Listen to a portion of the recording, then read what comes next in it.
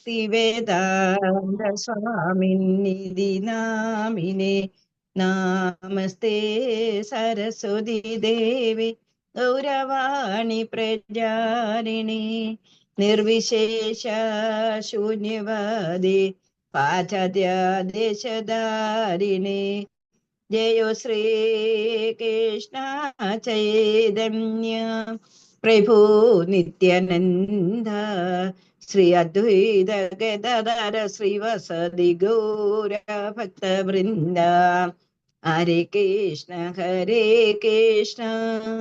കൃഷ്ണ കൃഷ്ണ ഹരേ ഹരേ ഹരേ രാമ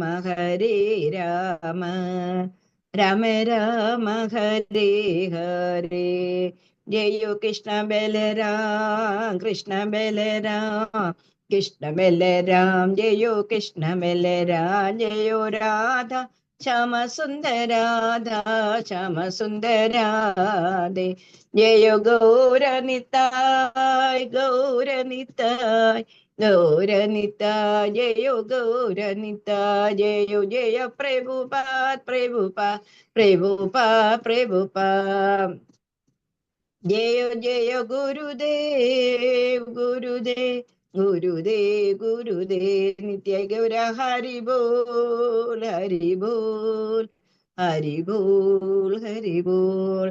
കൃഷ്ണ ബലരാമ കി ജയ രാധാ ശ്യാമ സുന്ദര ലളിത വിശാഖ ദേവി കി ജയ ഗുരുനിതായ് കി ജയ പഞ്ചതത്വ കി ജയ ഷഡ്ഗോസാവീസ് കി ജയ ഗുരുപരമ്പര കി ജയ ഓം അജ്ഞാനതിമിരാന്ധസ്യ ജ്ഞാനാഞ്ജനശലാകയ ചക്ഷുരുന്മീലിതം യേന തസ്മൈ ശ്രീ ഗുരുവേ നമഃ തപ്തകാഞ്ചന ഗൗരാംഗീ രാധേ വൃന്ദാവനേശ്വരി വൃഷഭാനുസുതേ ദേവി പ്രണമാമി ഹരിപ്രിയേ ഉഗ്രം വീര്യം മഹാവിഷ്ണു ജ്വലന്തം സർവതോമുഖം നരസിംഹം ഭീഷണം ഭദ്രം മൃത്യുമൃത്യും നമാമ്യ ഉഗ്രം വീര്യം മഹാവിഷ്ണു ജ്വലന്തം സർവതോമുഖം നരസിംഹം ഭീഷണം ഭദ്രം മൃത്യുമൃത്യും നമാമ്യ ഉഗ്രം വീര്യം മഹാവിഷ്ണു ജ്വലന്തം സർവതോമുഖം നരസിംഹം ഭീഷണം ഭദ്രം മൃത്യുമൃത്യും നമാമ്യ ശ്രീ നരസിംഹ ഭഗവാൻ കി ജയ് നരഹരി കി ജയ് പ്രഹ്ലാദ് മഹാരാജ് കി ജയ് ശ്രീരാധേശ്യാം. നമ്മൾ ദശകം 23 പഠിച്ചത്. അതിന്റെ ദശചരിതത്തിന്റെ കഥ നമ്മൾ പറഞ്ഞു. ദശന് ബ്രഹ്മാവിന്റെ പുത്രനായിട്ടുള്ളൊരു ദശന്റെ കഥ നമ്മൾ മുമ്പേ പറഞ്ഞിരുന്നു. അതാരാണ്? സതീദേവിയുടെ അച്ഛനായിരുന്നു. പക്ഷെ ഇതാണെന്നുണ്ടെന്നുണ്ടെങ്കിൽ പ്രചേതസ്സുകളുടെ പുത്രനായിട്ടുള്ള ദശന്റെ കാര്യമാണ് നമ്മൾ പറയുന്നത്. ദശനാണെന്നുണ്ടെന്നുണ്ടെങ്കിൽ എന്തായി? പ്രജാസൃഷ്ടി വർദ്ധിപ്പിക്കാൻ വേണ്ടിയിട്ട് എന്ത് ചെയ്തു? കഠിനമായിട്ടുള്ള തപസ് ചെയ്തു. ഒന്നുകൂടെ ഞാനൊന്ന് പറയുക. കഠിനമായിട്ടുള്ള തപസ് ചെയ്ത സമയത്താണെന്നുണ്ടെന്നുണ്ടെങ്കിൽ ഭഗവാന് അഷ്ടഭുജങ്കനായിട്ട് അവിടെ പ്രത്യക്ഷപ്പെട്ടു എന്നുള്ളതാണ്. ശംഖ, ചക്രം, വാള്, പരിച, വില്ല്, അമ്പ്, പാശം, ഗദ എന്നീ ആയുധങ്ങളോടുകൂടി 8 കൈകളോടുകൂടി ദശന്റെ മുമ്പിൽ പ്രത്യക്ഷപ്പെട്ടു ഭഗവാന്. എന്നിട്ടോ പഞ്ചജന എന്ന പ്രജാപതിയുടെ മകളായ അസിഗ്നിയെ വിവാഹം ചെയ്തു കൊടുത്തു. എല്ലാവിധ അനുഗ്രഹങ്ങളും സൃഷ്ടി വർദ്ധിപ്പിക്കാൻ വേണ്ടിയിട്ടുള്ള എല്ലാവിധ അനുഗ്രഹങ്ങളും ദശന് കൊടുത്തു. മറ്റേത് ദശ പ്രജാപതിയായിരുന്നു സതീദേവിയുടെ അച്ഛന്. പക്ഷെ ഇതാണെന്നുണ്ടെങ്കിൽ ദശന് പ്രജേതസ്സുകളുടെ മകനായിട്ടുള്ള ദശനാണ് ഇപ്പൊ പറയുന്നത്. അദ്ദേഹത്തിന് സൃഷ്ടി വർദ്ധിപ്പിക്കാൻ വേണ്ടിയിട്ട് എന്ത് ചെയ്തു? അസിഗ്നി എന്ന് പറഞ്ഞ് അസിഗ്നിയെ വിവാഹം ചെയ്തു. എന്നിട്ടാണെന്നുണ്ടെന്നുണ്ടെങ്കിൽ സൃഷ്ടി വർദ്ധിപ്പിക്കാൻ വേണ്ടിയിട്ട് സൃഷ്ടി വർദ്ധിപ്പിച്ചു. എന്നിട്ടാണെന്നുണ്ടെങ്കിൽ 10,000 പുത്രന്മാര് ആദ്യം അസിഗ്നിയില് ദശന് ഉണ്ടായി. ആ 10,000 പുത്രന്മാര് അച്ഛന്റെ നിയോഗം സ്വീകരിച്ചിട്ട് എന്ത് ചെയ്തു? സൃഷ്ടി വർദ്ധിപ്പിക്കാൻ വേണ്ടി നാരായണ തീർത്ഥത്തില് തപസ് ചെയ്യാൻ വേണ്ടിയിട്ട് തപസ് തുടങ്ങി. അവരാണെന്നുണ്ടെങ്കിൽ തപസ്സിൽ വളരെ മുന്നോട്ട് പോയ സമയത്ത് ശ്രീ നാരദ മഹർഷി അവിടെ ചെന്ന് എന്ത് ചെയ്തു? തത്വോപദേശം ചെയ്തിട്ട് അവരെയാണെന്നുണ്ടെങ്കിൽ എന്റെ മോക്ഷമാർഗത്തിലേക്ക്, ശ്രീമദ് ഭഗവത് ഭക്തിയിലേക്ക് അവരെ നയിച്ചു. അങ്ങനെ അവരെ മോശം കിട്ടാൻ വേണ്ടിയിട്ട് തപസ്സിനായിട്ട് പോയി. പരാശരന്മാർ എത്ര പേര്? 10,000 പേര്. പിന്നെ ഇതറിഞ്ഞിട്ടാണെങ്കിൽ ദശന് ഭയങ്കര സങ്കടം വന്നു. എന്താന്ന് വെച്ച് കഴിഞ്ഞാല് പ്രജാസൃഷ്ടി മുന്നോട്ട് പോകണ്ടേ? പക്ഷെ നാരദര് മോശമാർഗത്തിലേക്ക് അവരെ തിരിച്ചു വിട്ടു കഴിഞ്ഞു. അത് കഴിഞ്ഞിട്ട് എന്ത് ചെയ്തു? ശബളാശന്മാർ എന്ന പേരിൽ 1000 പുത്രന്മാരെ രണ്ടാമത് ജനിപ്പിച്ചു. എത്ര പുത്രന്മാരാണ്? 1000 പേര്. അവര് അച്ഛന്റെ നിർദ്ദേശം അനുസരിച്ച് എവിടെ പോയി? നാരായണ തീർത്ഥത്തില് തപസ് ചെയ്യാൻ പോയി.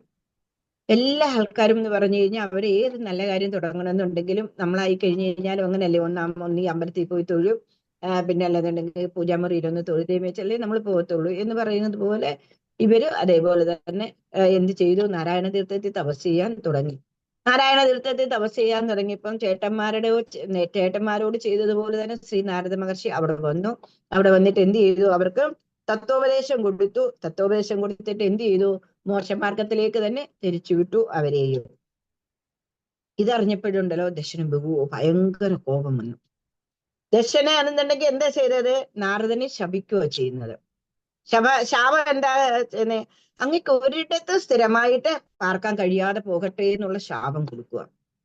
ഒരിടത്ത് നമുക്ക് തന്നെ കാണാവുന്നതേ ഉള്ളൂ. നാരദർ എന്താ ഒരിടത്ത് എപ്പോഴെങ്കിലും സ്ഥിരമായിട്ട് താമസിക്കുന്നുണ്ടോ? ഇല്ല. എന്നാൽ നാരദർക്ക് പോകാൻ പറ്റാത്ത ഒരു സ്ഥലവും ഇല്ല എന്നുള്ളതാണ്. ഇത് എന്നിട്ട് നാരദർ എന്ത് ചെയ്തു, പക്ഷെ ഈ ശാപത്തെ എന്ത് ചെയ്തു, തന്റെ ഒരു അനുഗ്രഹമായി കണ്ടു. എങ്ങനെയാ അനുഗ്രഹമായിട്ട് കണ്ടത്, എപ്പോഴും എവിടെയെങ്കിലും സ്ഥിരമായി പാർക്കുമ്പോഴല്ലേ അവിടെ സംസാര ബന്ധം ഉണ്ടാവുന്നത്. ഞാൻ കഴിഞ്ഞ ക്ലാസ്സിൽ പറഞ്ഞു, നമ്മളിപ്പം തന്നെ നമ്മുടെ ജന്മനാടിൽ എന്ന് പറഞ്ഞു കഴിഞ്ഞു കഴിഞ്ഞാൽ നമ്മള് എന്താണ്, അവിടെ എല്ലാവരെയും നമ്മൾ കൊച്ചിലെ മുതലേ കണ്ടു വളരുന്നു. എന്നിട്ട് എല്ലാവരുമായിട്ട് ഒരു ബന്ധം ഉണ്ടെന്നുള്ളതാ അല്ലെ. എങ്ങോട്ട് തിരിച്ചു കഴിഞ്ഞാൽ എവിടെ പോകുന്നു, എങ്ങനെ പോകുന്നു, ഏത് പോകുന്നു, ഒരു സംസാര ബന്ധം ഉണ്ടെന്നുള്ളതാ അല്ലെ. അതേപോലെ തന്നെ ഏത് നാട്ടിൽ നമ്മൾ ഒരു പെർമനന്റ് ആയിട്ട് കഴിഞ്ഞു കഴിഞ്ഞാലും നമുക്ക് അവിടെ ഉള്ള ആൾക്കാരുമായിട്ടും അങ്ങനെയുള്ള ആ ഒരു ഇതുണ്ട്. പക്ഷെ നാരദർ ഇവിടെ എങ്ങനെയാ, ഭഗവത് ഭക്തനാണ്. അതുകൊണ്ടുണ്ട് നാരദർക്ക് ഒരിടത്ത് ഇരുന്ന് കഴിഞ്ഞാൽ അവിടെ സംസാര ബന്ധം ഉണ്ടാവും. പക്ഷേ അതുകൊണ്ട് നാരദർ ഈ ശാപത്തിനെ എന്തായി കണ്ടു, ഒരനുഗ്രഹമായിട്ട് കണ്ടു. എന്താന്ന് വെച്ച് കഴിഞ്ഞു കഴിഞ്ഞാൽ സംസാര ബന്ധം ഉണ്ടാവില്ല. അതാണ് നമുക്ക് എന്നുണ്ടെങ്കിൽ സപ്താഹമൊക്കെ നടക്കുന്ന സമയത്തുണ്ടല്ലോ, നല്ല ആചാര്യന്മാരാണെങ്കിൽ പറയും നിങ്ങൾ ഒരിടത്ത് തന്നെ ഇരിക്കരുത് എന്ന് പറയും. നമുക്ക് അവിടെയായിട്ട് ഒരു അറ്റാച്ച്മെന്റ് ഉണ്ടാവും. ആ അറ്റാച്ച്മെന്റിനെ ഉണ്ടല്ലോ നമ്മൾ മുന്നോട്ട് കൊണ്ടുപോയി കഴിഞ്ഞു കഴിഞ്ഞാലുണ്ട് നമുക്ക് ഭഗവത് ഭക്തിയിലേക്ക് പല പല തടസ്സങ്ങളും ഉണ്ടായിരുന്നു വരും. അതുകൊണ്ട് ഈ ആചാര്യന്മാർ നമ്മളോട് പറഞ്ഞിരുന്നത് നിങ്ങൾ ഒരിടത്ത് തന്നെ സ്ഥിരമായിട്ട് ഇരിക്കരുത് എന്ന് പറയുന്നതെന്നുള്ളത്. ഇവിടെ അതേപോലെ നാരദന്റെ ശാപം എന്തായി, നാരദനെ കിട്ടിയ ശാപത്തിന് എന്താ, നാരദന് ഒരു അനുഗ്രഹമായിട്ട് കണ്ടിട്ട് സംസാര ബന്ധം ഉണ്ടാവില്ലല്ലോ എന്ന് കരുതിയിട്ട് അദ്ദേഹം വളരെ ആനന്ദിച്ചു എന്നുള്ളതാണ്. അങ്ങനെ പിന്നെ എന്ത് ചെയ്തു, ദശനാണെന്നുണ്ടെങ്കിൽ പ്രജാപതി അല്ല, ദശനാണെന്നുണ്ടെങ്കിൽ പിന്നെ 60 പുത്രിമാരെ ഉണ്ടായി. ദശന് 60 പുത്രിമാരില് പിന്നെ ലോകസൃഷ്ടി മുന്നോട്ട് കൊണ്ടുപോകാൻ തുടങ്ങി. അതാണ് നമ്മുടെ ദക്ഷചരിതത്തിനെ പറ്റി പറഞ്ഞിരിക്കുന്നത്. പിന്നെ ഒരു കഥ ചിത്രകേതു ഉപാഖ്യാനം, അത് നമുക്ക് അതിന്റെ പഠിപ്പിക്കുന്ന സമയത്ത് നമുക്ക് പറയാം. ഞാൻ ആദ്യം മുതലേ പഠിപ്പിക്കുക. എന്താന്ന് വെച്ച് കഴിഞ്ഞാൽ കഴിഞ്ഞ തവണ നിങ്ങൾ പറഞ്ഞായിരുന്നു നെറ്റ് ശരിയല്ലായിരുന്നു, ആർക്കും ഒന്നും കേൾക്കാൻ പറ്റിയില്ല എന്ന് പറഞ്ഞു. അതുകൊണ്ട് ഞാൻ ആദ്യം മുതലേ പഠിപ്പിക്കുക. പ്രാജേതസ്തു ഭഗവൻ അവരോഗി ദക്ഷാത്സേവനം വിദിത സർഗ വിവർത്തികാമാ ആവൂർവിരതദാലസദഷ്ടബാഹൂ തസ്മൈ വരം ദിദിദതാം ച വധൂമസഗ്നീ. പ്രാജേതസ്തു ഭഗവന്നെ അവരോഹി ദക്ഷാത്സേവനം വിദിത സർഗ വിവർത്തികാമാ ആവിർബഭൂവിദതദാ ലസദഷ്ടബാഹോ തസ്മൈ വരം ദിദിദതാം ച വധൂമസഗ്നീ. പ്രാജേതസ്തു ഭഗവന്നെ അവരോഹി ദക്ഷാത്സേവനം വിദിത സർഗ വിവർത്തികാമാ ആവിർബഭൂവിദതദാ ലസദഷ്ടബാഹോ തസ്മൈ വരം ദിദിദതാം ച വധൂമസഗ്നീ. പ്രാജേതസ്തു ഭഗവന് അവരോഹി ദക്ഷാത്സേവനം വിദിത സർഗ വിവർത്തികാമ ആവിർബഭൂവിദതദാ ലസദഷ്ടബാഹു തസ്മൈ വരം ദിദിദതാം ച വധൂമസഗ്നീ. പ്രാജേതസ്തു എന്ന് പറയുന്ന ഭഗവൻ അപരോഹി ദക്ഷ, പ്രാജേതസ്തുന്റെ മകനായിട്ടുള്ള ദക്ഷന് സേവനം ദരിത സർഗ വിവർത്തികാമ, സൃഷ്ടി വർദ്ധിപ്പിക്കാൻ വേണ്ടിയിട്ട് എന്ത് ചെയ്തു, അങ്ങയുടെ സേവനം ചെയ്തു. മനസ്സിലായോ? എന്തിനു വേണ്ടിയിട്ട്? സൃഷ്ടി മുന്നോട്ട് കൊണ്ടുപോകാൻ വേണ്ടിയിട്ട് തപസ് ചെയ്തു എന്നാ പറയുന്നത്. ദശന് സൃഷ്ടി മുന്നോട്ട്, ദശന്റെ എന്ന് പറഞ്ഞു കഴിഞ്ഞാല് കർമ്മം എന്ന് പറഞ്ഞു കഴിഞ്ഞാല് എന്തായിരുന്നു, സൃഷ്ടി മുന്നോട്ട് കൊണ്ടുപോകാൻ. അങ്ങനെ സൃഷ്ടി മുന്നോട്ട് കൊണ്ടുപോകാൻ വേണ്ടിയിട്ട് എന്ത് ചെയ്തു, തപസ് ചെയ്തു. തപസ് ചെയ്ത സമയത്ത് ആവൂർബഭൂവിദതദാ ലസദഷ്ടബാഹു, അഷ്ടബാഹുക്കളായിട്ട് ഭഗവാൻ ആവിർഭവിച്ചു. അങ്ങയുടെ ആ ആരന്റെ അടുത്ത്, ദക്ഷന്റെ അടുത്ത് ഭഗവാന് അഷ്ടബാഹുക്കളായിട്ട് അവിടെ പ്രത്യക്ഷപ്പെട്ടു. തസ്മേ വരം ദരിതാം ച വധൂമസിഗ്നി. അങ്ങ ഇഷ്ടംപോലെ വരം എന്ന് പറഞ്ഞ പട്ടതിരിപ്പാടാണ് ഈ പറയുന്നത്. മനസ്സിലായി പറഞ്ഞേ? എല്ലാം ഭഗവാനോട് നേരിട്ട് സംസാരിക്കുന്നത് പോലെ എഴുതിയിരിക്കുന്ന മൊത്തം. തസ്മേ വരം ദരിതാം ച വധൂമസിഗ്നി. അങ്ങ് ആർക്ക് വരം കൊടുത്തു? എല്ലാവിധ വരങ്ങളും കൊടുത്തു. ആർക്ക്? ദക്ഷന്. പ്രജാസൃഷ്ടിക്ക് വേണ്ടിയിട്ടുള്ള എല്ലാവിധ വരങ്ങളും കൊടുത്തു. എന്നിട്ട് എന്ത് ചെയ്തു? ഒരു വധുവിനെ കൊടുത്തു. അസിഗ്നി എന്ന് പറയുന്ന ഒരു വധുവിനെയും ചെയ്തു, കൊടുത്തു എന്നുള്ളത്. ആർക്ക്? ദക്ഷന്. മനസ്സിലായോ? പ്രാതിദേശത്തിന്റെ മകനായിട്ടുള്ള ദക്ഷന് തൊത്സേവനം വിദിത സർഗ വിവർത്തികാമ, സൃഷ്ടി മുന്നോട്ട് കൊണ്ടുപോകാൻ വേണ്ടിയിട്ട് തപസ് ചെയ്തു. മനസ്സിലായി? തൊത്സേവനം, അങ്ങയുടെ സേവനം ചെയ്തു. എന്നിട്ടോ അവിടെ എന്ത് വന്നു? ആവിർ വിഭൂവിത തഥാ ലസദഷ്ടബാഹു. അഷ്ടബാഹുക്കളായിട്ട് അങ്ങ് അവിടെ ആവിർഭവിച്ചു. തസ്മേ വരം ദിദിത. എന്താ ചെയ്തത്? അങ്ങ് അവന് എല്ലാവിധ വരങ്ങളും കൊടുത്തു. അത് കൂടാഞ്ഞിട്ട് എന്ത് ചെയ്തു? താംച വധു അസഗ്നി. ഒരു അസഗ്നി എന്ന് പറയുന്ന ഒരു കന്യകയും കൂടി ദക്ഷന് കൊടുത്തു. അവരുടെ വിവാഹം മംഗളമാരമായിട്ട് നടത്തി. അതാണ് ഇതിനെ പറയുന്നത്. ഇനി അടുത്തത്. തശ്ചാത്മജാത്വയിതമീശ പുനഃ സഹസ്രം ശ്രീനാരദസ്സ വജസാ തവ മാർഗമാഭൂ നൈകത്രവാസമൃഷയേ സമുപോജശാപം ഭക്തോത്തമേത്ത് ഋഷീര് അനുഗ്രഹമേവ മേനേ. മൂന്നെണ്ണം നമ്മൾ പഠിച്ചത്, അതുകൊണ്ട് ഞാൻ ആരെക്കൊണ്ടും വായിപ്പിക്കാത്തത്. തത്സാത്മയാ ത്വയിതമീശ പുനഃ സഹസ്രം ശ്രീനാരദസ്യ വജസാ തവ മാർഗമാഭൂ നൈകത്യവാസാം വാസ ഋഷയേ വിമോചശാപം ഭക്തോത്തമത്ത് ഋഷീര് അനുഗ്രഹമേവ മേനേ. തസ്സാത്മയാ ത്വയിതമീശ പുനഃ സഹസ്രം ശ്രീനാരദസ്യ വജസാ തവ മാർഗമാഭൂ നൈകത്രവാസമൃഷയേശ വിമോചശാപം ഭക്തോത്തമത്ത് ഋഷീര് അനുഗ്രഹമേവ മേനേ.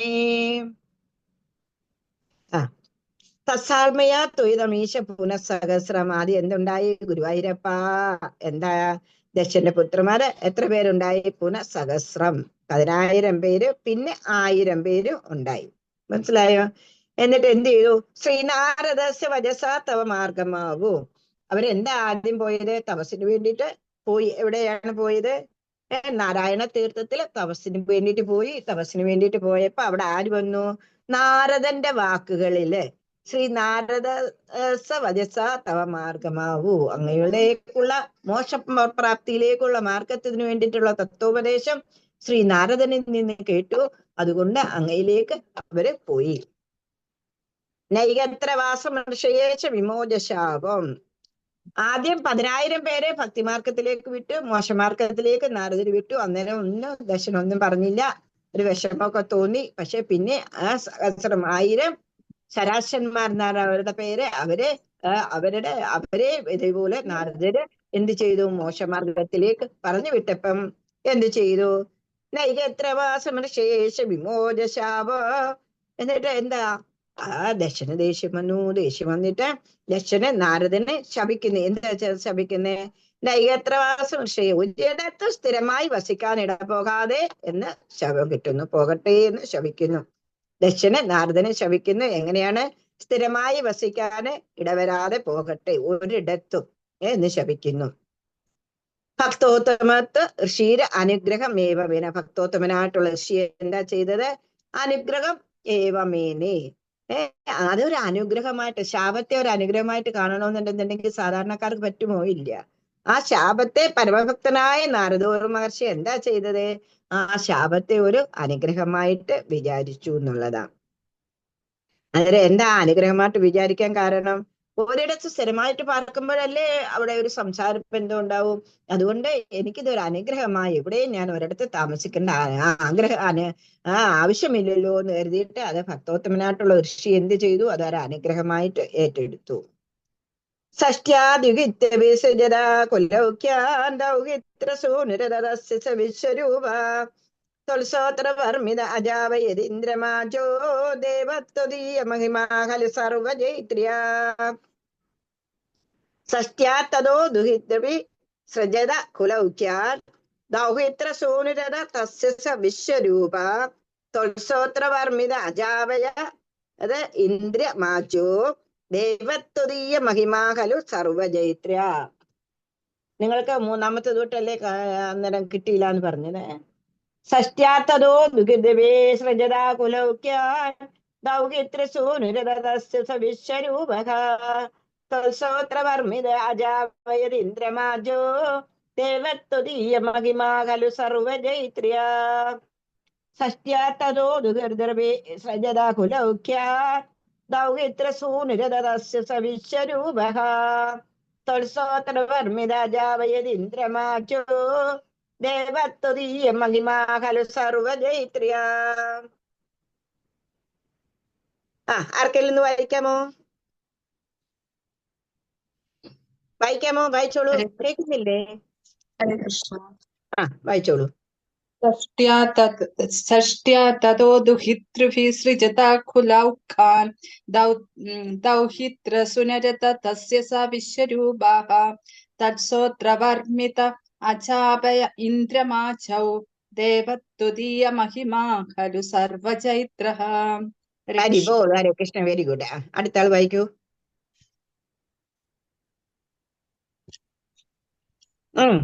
വായിക്കേ. ഹരേ കൃഷ്ണ. വായിച്ചോളൂ. षष्ट्या ततो दुहित्यभिः सृजत कुलौकान् दौहित्र सूनुरद तस्य स विश्वरूप तत्सोत्रवर्मिद अजावय इन्द्रमाजौ देवत्वदीय महिमा खलु सर्वजैत्राः. ഹരേ കൃഷ്ണ. Very good. അടുത്ത ആൾ വായിക്കൂ. ഹരേ കൃഷ്ണ. വായിച്ചോളൂ. षष्ठौ ततो दुहितृभिः सृजत कुलौकान् दौहित्र सुनरत तस्य स विश्वरूप तत्स्तोत्रवर्मिदमजापयदिन्द्रमाजो देवत्वदीയ महिमा खलु सर्वजैत्र. ഹരേ കൃഷ്ണ. ഹരേ കൃഷ്ണ. ഇനി ഒരാളോട് വായിച്ച പ്രഭുജിമാരിന്ന് ഒരാളോട് വായിച്ചോളൂ. കൃഷ്ണ മാതാജി. കൃഷ്ണ വായിച്ചോളൂ. षष्ट्या ततो दुहितृभिः सृजत कुलौकान् दौहित्र सूनुरथ तस्य स विश्वरूप अजावयदिन्द्रमाजौ देवत्वदीय महिमा खलु सर्वजैत्रः. ഹരേ കൃഷ്ണ. Very good. തഥാ ഷഷ്ഠ ദുഹിതവി എന്താന്ന് വെച്ച് കഴിഞ്ഞാല് എത്ര കുട്ടികളുണ്ടായി? അതിന് ഞാൻ ആദ്യം പറഞ്ഞു 10,000 പേരുണ്ടായി. അവരെ മോശപ്രാപ്തിയിലേക്ക് വിട്ടു. പിന്നെ നാരദര് 1000 പേരുണ്ടായി. ആ കുട്ടി ദശന് പുത്രന്മാരെ അവര് മോശപ്രാപ്തിയില്. എന്നാ പെണ്ണിനെ പുത്രന്മാരായിട്ടല്ലേ നിങ്ങൾ ഇങ്ങനെ വിടുന്നത്? അതുകൊണ്ട് ഇനി പുത്രിമാരെ സൃഷ്ടി ചെയ്യാന്ന് കരുതിയിട്ട് ദശൻ എന്ത് ചെയ്തു? 60 പുത്രിമാര് ഷഷ്ട്യാ ദുഹിതവി. മനസ്സിലായോ? 60 പെൺമക്കൾ വഴിയിട്ട് അവരെന്ത് ചെയ്തു? ദൗഹിത്ര സൂനുരത സസ്യസ വിശ്വരൂപ. പല വംശങ്ങളെയും ആ ദശന്റെ പുത്രിമാര് മുഖാന്തരം ചെയ്തു. ദൗഹിത്ര സൂനൂസ വിശ്വരൂപ തൊത്സോത്ര ഷഷ്ട്യാ ദുഹിതവി സൃജത കുലൗക്യാൻ ദൗഹിത്ര സൂനുരത തസ്യസ വിശ്വരൂപ. അതിലെ മകളുടെ മകളുടെ മകനായിട്ട് ദൗഹിത്ര സൂനുസ മകളുടെ മകന്റെ മകനായിട്ടുള്ള വിശ്വരൂപനെ എന്താ ചെയ്തത്? തൊത്സോത്രവർമിത അജാവ യതിന്ദ്രമാജോ. യുദ്ധത്തിലുണ്ടല്ലോ ദേവേന്ദ്രനെ സ്വോത്രം കൊണ്ട് എന്ന് പറഞ്ഞു കഴിഞ്ഞാൽ ഞാൻ പറഞ്ഞു നാരായണ കവചത്തിന്റെ കാര്യം പറഞ്ഞു. ഈ വിശ്വരൂപന്റെ കഥ ഇനിയിപ്പോ ഒന്നുകൂടെ ഒന്ന് പറയാം നമുക്ക്. ദേവന്മാരുടെ ഗുരുവാണ് ആരാണ്? ബൃഹസ്പതി. ബൃഹസ്പതി ഒരു ദിവസത്തിലാണെന്നുണ്ടെങ്കിൽ ദേവലോകത്ത് ചെല്ലുന്ന സമയത്ത് എന്ത് ചെയ്തു? ദേവേന്ദ്രന് ആണെന്നുണ്ടെങ്കിൽ ഭയങ്കര ഡാൻസും പാട്ടും ഭയങ്കര പാർട്ടി നടക്കുന്ന സമയ എന്ത് ചെയ്ത ദേവഗുരു അവിടെ എത്തുന്നെന്നുള്ളതാ. ദേവഗുരു എത്തിക്കഴിഞ്ഞ സമയത്താണെന്നുണ്ടെങ്കിൽ ദേവഗുരുവിനെ മതോന്മത്തനായിട്ടിരുന്ന സമയമായതുകൊണ്ടായിരിക്കും ഒരു പക്ഷേ ദേവഗുരുവിനെ ബൃഹസ്പതിയെ അവിടെ വേണ്ടുന്നവണ്ണം ആദരിച്ചില്ല. അദ്ദേഹം വന്നത് കണ്ടെന്നുള്ള ഒരു പാപം പോലും ധരിച്ചില്ല. ദേവഗുരുവിന് അത് മനസ്സിലായി. ദേവഗുരു എന്ത് ചെയ്തു? നേരെ അവിടുന്ന് അപ്രത്യക്ഷമായി. അന്നേരം ദേവന്മാർക്ക് ഗുരു ഇല്ല എന്ന് മനസ്സിലായ സമയത്ത് എന്ത് ചെയ്തു? അസുരന്മാര് ദേവലോകം ആക്രമിച്ചിട്ട് ഇന്ദ്രനെ കൂട്ടരെ അവിടെ നിന്ന് ഓടിച്ചു. ദേവന്മാരെ സ്വർഗലോകം കൈയടക്കി. അങ്ങനെ അവര് ദുഃഖത്തിൽ എപ്പോഴും ദേവേന്ദ്രൻ എങ്ങനെയാണ്? സുഖത്തിലും മതിമറന്ന് ഭഗവാനെ വിളിക്കുന്നതിന് പകരം ജ്ഞാനം ഒരു ഭാവം വരുന്ന സമയത്ത് ആർക്കായാലും ഒരു അടിയുണ്ടാവും. അതാണ് ദേവേന്ദ്രനെ നമുക്കൊരു എക്സാമ്പിളായിട്ട് കാണാമെന്നുള്ളതാണ്. എല്ലാ സമയത്തും ഇങ്ങനെ തന്നെയാണെന്നുള്ളതാണ്. അങ്ങനെ ആ ദേവേന്ദ്രനും ദേവന്മാരും കൂടി അഗതികളെ പോലെ ഒളിച്ചൊക്കെ കഴിയേണ്ടി വരുന്ന സമയത്ത് എന്ത് ചെയ്തു? നേരെ ഭഗവാന്റെ അടുത്ത് ചെന്നിട്ട് ആശ്രയം തേടുന്നു. ബ്രഹ്മാവിന്റെ അടുത്ത് പോകുന്നു. ബ്രഹ്മാവ് പിന്നെ വൈകുണ്ഠത്തിൽ ചെന്നിട്ട് ഭഗവാനോട് പറയുന്നു. ഭഗവാൻ എന്താ ചെയ്യുന്നത്? വിശ്വരൂപൻ എന്ന് പറയുന്ന ഒരു വലിയൊരു തപസ്വിയുണ്ട്, അദ്ദേഹത്തെ പോയി കാണും, നിങ്ങളുടെ കാര്യം സാധിക്കുമെന്ന് പറഞ്ഞു കൊടുക്കുന്നു. അങ്ങനെ വിശ്വരൂപനെയാണെന്നുണ്ടെന്നുണ്ടെങ്കിൽ അവരെന്ത് ചെയ്തു? ബൃഹസ്പതി വരുന്നത് വരെ ഇന്ദ്രൻ എന്ത് ചെയ്തു? ബോധം വന്ന സമയത്ത് നേരെ ബൃഹസ്പതിയുടെ വീട്ടിൽ പോയി. ബൃഹസ്പതിയുടെ വീട്ടിൽ പോയ സമയത്ത് അദ്ദേഹം മറഞ്ഞു നിൽക്കുകയോ ചെയ്യുന്നത്. എന്താന്ന് വെച്ചാൽ ഇന്ദ്രനെ ഒരു പാഠം പഠിപ്പിച്ചില്ലെന്നുണ്ടെങ്കിൽ ഇന്ദ്രന് മതോന്മത്തനായി അഹങ്കാരിയായിട്ട് അവൻ സർവനാശം ഉണ്ടാവും. പക്ഷെ ഇപ്പൊ ഒരു ചെറിയൊരടി കൊടുക്കുക. അതുകൊണ്ട് എന്ത് ചെയ്തു? വിശ്വരൂപനെ തൽക്കാലം ഇവര് ഗുരുവായിട്ട് സ്വീകരിക്കുന്നു. ഗുരുവായിട്ട് സ്വീകരിച്ചു കഴിഞ്ഞ് വിശ്വരൂപനാണെന്നുണ്ടെന്നുണ്ടെങ്കിൽ വിശ്വരൂപന്റെ അമ്മ അസുര സ്ത്രീയും അച്ഛൻ ദേവനുമാണ്. അങ്ങനെയായി വിശ്വരൂപന് എന്താ ഇവർക്ക് പറഞ്ഞു കൊടുക്കുന്നു?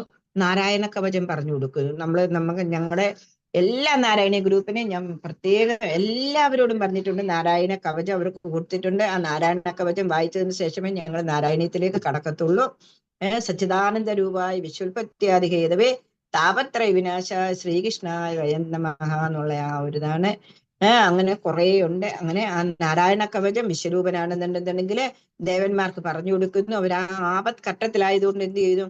അവരതിനെ വേണ്ടുന്നത് പോലെയാണെന്നുണ്ടെന്നുണ്ടെങ്കിൽ ഉപയോഗിച്ചു എന്നുള്ളതാണ്. ആ ഭക്തിയോടും ശ്രദ്ധയോടും കൂടി നാരായണ കവചം ദിവസവും വായിക്കുന്നു. അവരാണെന്നുണ്ടെങ്കിൽ വിശ്വരൂപനും ഒത്ത് അവര് അസുരന്മാരെ യുദ്ധത്തിന് വിളിക്കുന്നു. അസുരന്മാരെ അവിടെ നിന്നിട്ട് ദേവലോകത്ത് നിന്ന് പലായനം ചെയ്യിച്ച് ദേവലോകം പിന്നെ പിടിച്ചടക്കുന്നു ഈ ഒരു നാരായണ കവചത്തിൽ എന്നുള്ളതാണ്.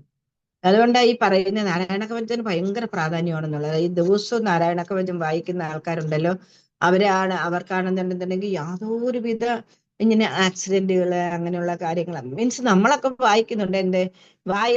നാവിന്റെ എക്സർസൈസിന് വേണ്ടിയിട്ട് വായിക്കുന്നുണ്ട്. പക്ഷെ മനസ്സ് വേറെ എവിടെയെങ്കിലുമൊക്കെ പലായനം ചെയ്തുകൊണ്ടിരിക്കും. പക്ഷെ ഈ നാരായണ കവചം എന്ന് പറഞ്ഞു കഴിഞ്ഞാൽ അത് വേണ്ടുന്നത് പോലെ മീൻസ് ആ ഭക്തിയോടും ശ്രദ്ധയോടും കൂടി നാരായണ കവചം വായിച്ചു കഴിഞ്ഞാൽ നമ്മൾ എന്താണ് മനസ്സിൽ വിചാരിക്കുന്നതെന്ന് വെച്ച് കഴിഞ്ഞാൽ അത് നമുക്ക് സാധിച്ചു കിട്ടും എന്നുള്ളത്. അതിനകത്ത് ഓരോ ദേവതകളും നമ്മുടെ ഈ ബോഡിയിൽ തന്നെ ഉണ്ടല്ലോ, ഓരോ അവയവങ്ങളും ഓരോ ദേവതകളാണെന്നുള്ളതാണ്.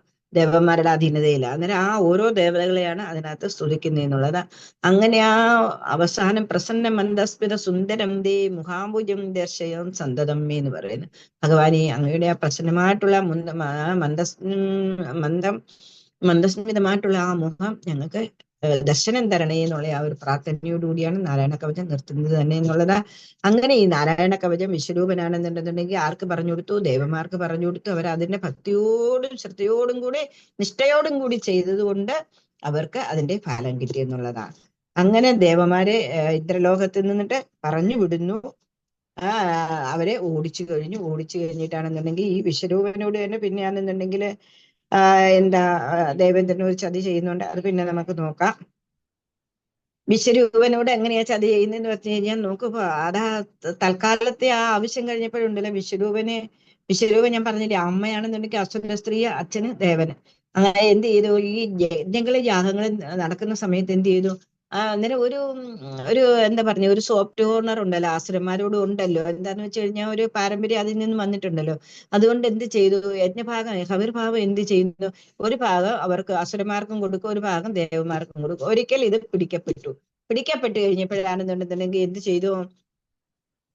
വിശ്വരൂപനെയാണെന്നുണ്ടെങ്കിൽ ഇന്ദ്രന് തന്റെ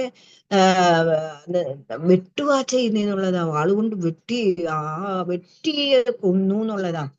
അങ്ങനെ വെട്ടിക്കൊന്നപ്പോഴാണ് വിശ്വരൂപന്റെ ആത്മാവ് ഒരു കിളിയായിട്ട് പറന്ന് ദേവലോകത്ത് തന്നെ അല്ല മീൻസ് മോശപ്രാപ്തിയിൽ തന്നെ പോയി എന്നുള്ളത്. അങ്ങനെ ഈ വിശ്വരൂപനെ കൊന്നു. വിശ്വരൂപന്റെ അച്ഛനായിട്ടുള്ള തുഷ്ടാവിനാണെന്നുണ്ടെങ്കിൽ ഭയങ്കര ദേഷ്യമെന്ന്. ഇവരൊക്കെ എന്ന് പറഞ്ഞു കഴിഞ്ഞാൽ തപസ്സികളല്ലേ. ആ തപസ് ഇത് മീൻസ് ഇത് മുന്നോട്ടുള്ള ഒരു കഥയിലാണ് വരുന്നത്. എന്നാലും ഇപ്പൊ തന്നെ ഞാനൊന്ന് പറയാണ്. എന്താ ചെയ്തതെന്ന് വെച്ച് കഴിഞ്ഞാല് ആ തുഷ്ടാവ് എന്ത് ചെയ്തു? ഭയങ്കര ഒരു യജ്ഞം നടത്തുക. യജ്ഞം നടത്തുന്ന സമയത്താണെന്നുണ്ടെന്നുണ്ടെങ്കിൽ എന്താ ആ യജ്ഞത്തിലാണെന്നുണ്ടെന്നുണ്ടെങ്കിൽ ഒരു വാക്ക് അങ്ങോട്ടൊന്ന് മാറിപ്പോയി എന്നുള്ളതാണ്. എന്താ പറയുന്നതിന്റെ ഒരു ശകലം ഒരു അങ്ങോട്ടൊന്ന് മാറിപ്പോയപ്പോഴെന്ത്, ഇന്ദ്രനെ കൊല്ലാൻ വേണ്ടിയിട്ട് എനിക്കൊരു മകനെ കിട്ടാൻ വേണ്ടിയിട്ടാണ് ഇദ്ദേഹം യാഗം നടത്തുന്നത്. പക്ഷെ ഇന്ദ്രനാൽ വധിക്കപ്പെടുന്ന ഒരു മകനെ കിട്ടട്ടെന്ന് ഉള്ള ഒരു ഇച്ചിരി ഒരു ദീർഘം ഇങ്ങോട്ടൊന്ന് മാറിപ്പോയപ്പോഴത്തേക്ക് ഇന്ദ്രനാൽ വധിക്കപ്പെടുന്ന ഒരു മകനെ എനിക്ക് വേണമെന്നുള്ള ഒരു ഇത് ചെയ്തു എന്നുള്ളത്. അങ്ങനെയാണെന്നുണ്ടെന്നുണ്ടെങ്കിൽ ഒന്ന് ആലോചിച്ച് നോക്കും. നമ്മൾ പറയത്തില്ലേ നോയും ഉണ്ട്, KNOW നോയും. ഇത് രണ്ടും നോ പ്രൊനൗൺസിയേഷൻ സെയിം തന്നെ, പക്ഷെ മാറ്റം എത്രയുണ്ടെന്ന് അറിയാമോ? എന്ന് പറയുന്നത് പോലെ ഇതിവിടെ അതേപോലെ പറ്റിപ്പോയി എന്നുള്ളതാ. പറ്റിപ്പോയി. തുഷ്ടാവിനാണെന്നുണ്ടെങ്കിൽ അത് മുന്നോട്ട് പിന്നെ നമുക്ക് പഠിക്കാം. തുഷ്ടാവ് ഇന്ദ്രനെ കൊല്ലാൻ വേണ്ടിയിട്ടാണെന്നുണ്ടെന്നുണ്ടെങ്കിൽ ഒരു മകൻ വന്നു. അത് നമുക്ക് മുന്നോട്ടുണ്ട് പറയാം, പിന്നുള്ള കഥയിൽ പറയാം. അങ്ങനെ നമ്മളെ ഏത് കാര്യമായി കഴിഞ്ഞു കഴിഞ്ഞാൽ ആധ്യാത്മികതയിൽ വന്നു കഴിഞ്ഞു കഴിഞ്ഞാലുണ്ടല്ലോ, നമ്മൾ വളരെ കെയർഫുൾ ആയിരിക്കും എന്നുള്ളതാണ്. നമ്മുടെ ഓരോ സ്റ്റെപ്പുകളും വളരെ കെയർഫുൾ ആയിട്ട് നമ്മൾ വെച്ചില്ല എന്നുണ്ടെന്നുണ്ടെങ്കിൽ എന്താ, പതനമായിരിക്കും സംഭവം. ആധ്യാത്മികതയിലല്ല, ഭൗതികതയിൽ പതനത്തിലാണ് നമ്മള്. പക്ഷെ എത്രയോ അറിവില്ലാത്ത ആൾക്കാരാണ് ഭഗവാന്റെ കാര്യങ്ങളില് ഒന്ന് നമ്മളാണെന്നുണ്ടെന്നുണ്ടെങ്കിൽ ഒരു ഓൺലൈൻ ക്ലാസ്സുകളിൽ അറ്റൻഡ് ചെയ്യുമല്ലോ എന്നുണ്ടെന്നുണ്ടെങ്കിൽ, നാമം ചൊല്ലുമോ എന്നുണ്ടെന്നുണ്ടെങ്കിൽ അതിന് ഭഗവാനോട് മുന്നോട്ട് ഭഗവാന്റെ കാര്യത്തിൽ തന്നെ, ഭഗവാന്റെ കാര്യത്തിലല്ല, നമ്മുടെ കാര്യത്തിന് വേണ്ടിയിട്ടാണ്, നമ്മുടെ കുടുംബത്തിന് വേണ്ടിയിട്ടാണ് നമ്മൾ ഈ കാര്യങ്ങളെല്ലാം ചെയ്യുന്നത്. അല്ലാതെ സ്വയമാറ്റമല്ല ചെയ്യുന്നത്. നമ്മൾ എന്ത് കാര്യങ്ങൾ, പ്രഹ്ലാദനെ നോക്കെ ഭഗവാൻ എന്താ പറഞ്ഞത്? 21 തലമുറയ്ക്കാണ് മോക്ഷം കൊടുത്തത്. നമ്മുടെ വീട്ടിൽ ഒരു ഭക്തർ വന്നു കഴിഞ്ഞാലുണ്ടല്ലോ, അവരുടെ ആ ഭക്തി മതി എന്നുള്ളതാ, ബാക്കി ആ തലമുറകളോട് മോശം കിട്ടി പോകുക എന്നുള്ളത്. നിങ്ങൾ വിചാരിക്കുന്നത് പോലല്ല. നമ്മളെ ഐസ്കോൺകാരാണെന്നുണ്ടെന്നുണ്ടെന്നുണ്ടെങ്കിൽ അവര് പ്യുവർ ഭക്തിയിലേക്കാണ്. ഞാൻ പറയുന്നതിനെ കൊണ്ട് വേറെ ഒന്നും വിചാരിക്കേണ്ട. അവരുടെ ആണെങ്കിൽ സാത്വികമായിട്ടുള്ള ആഹാരമാണ് അവർ കഴിക്കുന്നത്. ആ സാത്വികമായിട്ടുള്ള ആഹാരം കഴിച്ചു കഴിഞ്ഞു കഴിഞ്ഞാൽ പരമസാത്വികനായിട്ടുള്ള ഭഗവാനെ നമുക്ക് പ്രാപിക്കാൻ പറ്റും. മോശപ്രാപ്തിയിലേക്കാണ് അവരുടെ ഒരു ലക്ഷ്യം തന്നെ. ഈ ഭൗതിക ലോകത്തിലും നമുക്ക് ആനന്ദമായിട്ട് ജീവിക്കാം, എന്നിട്ട് ഇഹലോകത്തിൽ നമുക്ക് ആനന്ദമായിട്ട് ജീവിക്കാം എന്നുള്ളത്. അതിനു വേണ്ടിയിട്ടാണ് ഇത്രയും കഷ്ടപ്പാടൊന്നും നമുക്ക് തോന്നത്തേയില്ല. നമ്മളെന്താ അമൃത് കുടിക്കുന്ന ഒരു നോക്കെ. ഇപ്പം പാലാഴി കടഞ്ഞ സമയത്തുണ്ടല്ലോ, ആദ്യം വന്നത് എന്തായിരുന്നു? വിഷം. നോക്ക, കാളകൂട വിഷം വരെ അതിനകത്ത് വന്നു എന്നുള്ളതാ. ആ കാളകൂട വിഷമാണെന്നുണ്ടെന്നുണ്ടെങ്കിൽ വന്നുകൊണ്ട് അവരെ നിർത്തിയോ? ഇല്ല. അങ്ങനെ ഓരോന്നോരോന്നും ഇങ്ങനെ വന്നതിന് ആദ്യമെല്ലാം വന്നതെന്ന് പറഞ്ഞാൽ വളരെ മൂശേട്ട. പിന്നെയാണ് ലക്ഷ്മി ദേവി വന്നത്. നോക്കൂ, അങ്ങനെ ആദ്യം വരുന്ന സമയത്ത് എല്ലാം ഉണ്ടല്ലോ എന്തെങ്കിലും ഇങ്ങനെയൊക്കെയുള്ള കാര്യങ്ങളാണ് വരുന്നത്. എന്ന് പറയുന്നത് പോലെ ഭക്തിയിൽ വരുന്ന സമയത്ത് നിങ്ങളോട് ഞാൻ വളരെ പറഞ്ഞിട്ടുണ്ട്, മഹാമായ നമ്മളെ വളരെയായിട്ട് കഷ്ടപ്പെടുത്തും അതിനകത്തോട്ട് മുന്നോട്ട് പോവാതിരിക്കാൻ വേണ്ടിയിട്ട്. പക്ഷെ അങ്ങനല്ല. നമ്മളെ നമുക്ക് നമ്മുടെ ഭക്തി ദൃഢമാണെന്ന് കണ്ടു കഴിഞ്ഞു കഴിഞ്ഞാൽ ഭഗവാൻ തന്നെയാണെന്നുണ്ടെന്നുണ്ടെങ്കിൽ നമ്മളെ കൈപിടിച്ചുകൊണ്ട് നടത്തും. അതുകൊണ്ട് ആരായി കഴിഞ്ഞു കഴിഞ്ഞാലും വിഷമിക്കേണ്ട ആവശ്യമില്ല. പിന്നെ വേറെ ഒരു കാര്യമുണ്ട്, നമ്മൾ ഈ ഭൗതിക ലോകത്ത് ജീവിക്കുന്നതാ, നമ്മളെല്ലാം ഇട്ടെറിഞ്ഞിട്ടൊന്നും ഭക്തി എന്നും പറയും. ഭക്തി ഉണ്ട്, നമുക്ക് മനസ്സിലുണ്ട്. നമ്മൾ പുറമേ അധികം എന്താ പ്രഭുപാദർ തന്നെ പറയുന്നുണ്ട്, നമുക്കാണെന്നുണ്ടെങ്കിൽ ചില ആൾക്കാരൊക്കെ ഉണ്ടല്ലോ, അത് അവരെ തന്നെ നിയന്ത്രിക്കാൻ പറ്റാത്തത് കൊണ്ട് അവരങ്ങ് ഭയങ്കരമായിട്ട് അങ്ങോട്ട് ഡാൻസ് കളിക്കും, ഭയങ്കരമായിട്ട് അതിനകത്ത് അങ്ങ് മുഴുകി പോകും എന്നുള്ളത്. അന്നേരം പ്രഭുപാദർ തന്നെ പറഞ്ഞിട്ടുണ്ട്, നമ്മളെ ഉണ്ടല്ലോ ഒരു സൊസൈറ്റിയിലാണെന്നുണ്ടെന്നുണ്ടെങ്കിൽ നമ്മൾ നമ്മളെ തന്നെ നിയന്ത്രിക്കണമെന്ന്. എന്താണെന്ന് വെച്ച് കഴിഞ്ഞാൽ വേറൊരാൾക്ക് മീൻസ് വേറൊരാൾക്കുണ്ടല്ലോ ഒരു പല ആൾക്കാരും പല രീതിയിലല്ലേ, എല്ലാവരും ഒരേപോലെ എടുക്കില്ല. അതുകൊണ്ട് ഇതേ അവള് കിടന്ന് ആടുന്നല്ലെന്നുണ്ടെങ്കിൽ കണ്ടില്ലേ, ഷോ ഓഫ് ആയതൊക്കെ അല്ലെ, യഥാർത്ഥ ഭക്തി വരുന്നതായിരിക്കും. പക്ഷെ നമ്മൾ നമ്മളെ തന്നെ നിയന്ത്രിക്കണമെന്ന് പറയുന്നുണ്ട്. അതുകൊണ്ടാണെന്നുണ്ടെന്നുണ്ടെങ്കിൽ നമ്മൾ ഈ ലോകത്തിൽ സംസാരമാകുന്ന ഭാവാഗ്നിയിലാണ് നമ്മൾ നിൽക്കുന്നതെന്നുള്ളതാ. ആ അഗ്നിയിൽ എന്ന് പറഞ്ഞു കഴിഞ്ഞാൽ പല പല പരീക്ഷണങ്ങളും വന്നുകൊണ്ടേയിരിക്കും. എന്ന് കരുതിയിട്ടുണ്ടല്ലോ നമ്മൾ വളരെ ഭഗവാനോട് പ്രാർത്ഥിക്കുക, ഭഗവാനെ എനിക്ക് ഈ പ്യുവർ ഭക്തി, ശുദ്ധമായിട്ടുള്ള ഭക്തി മുന്നോട്ട് കൊണ്ടുപോകാൻ എന്നെ അനുഗ്രഹിക്കണേ ഭഗവാനെ, എന്റെ വീട്ടുകാർക്കും അതേപോലെ ശുദ്ധഭക്തി കൊടുക്കണേ സർവേശ്വര എന്നുള്ള ആ ഒരു പ്രാർത്ഥന നമ്മുടെ ഹൃദയത്തിൽ നിന്ന് വന്നു കഴിഞ്ഞു കഴിഞ്ഞാലുണ്ടല്ലോ, അത് തീർച്ചയായിട്ടും ഭഗവാൻ അതിനെ നമ്മളെ അനുഗ്രഹിക്കും എന്നുള്ളത്. അതേപോലെ തന്നെ പുണ്യകാര്യങ്ങൾ നമ്മൾ അതേപോലെ ചെയ്തുകൊണ്ടിരിക്കണം. ഇപ്പം തന്നെ നോക്കി, ഇവിടെ ദശന്റെ 10,000 പുത്രന്മാരെയ നാരദര് മോശപ്രാപ്തിയിലേക്ക് വിട്ട്, പിന്നെയും അദ്ദേഹം 1000 പുത്രന്മാരെയും കൂടി വിട്ടു. പക്ഷെ ദശനാണെന്നുണ്ടെന്നുണ്ടെങ്കിൽ അവരില് പരിഭവിച്ചു തീർച്ചയായിട്ടും.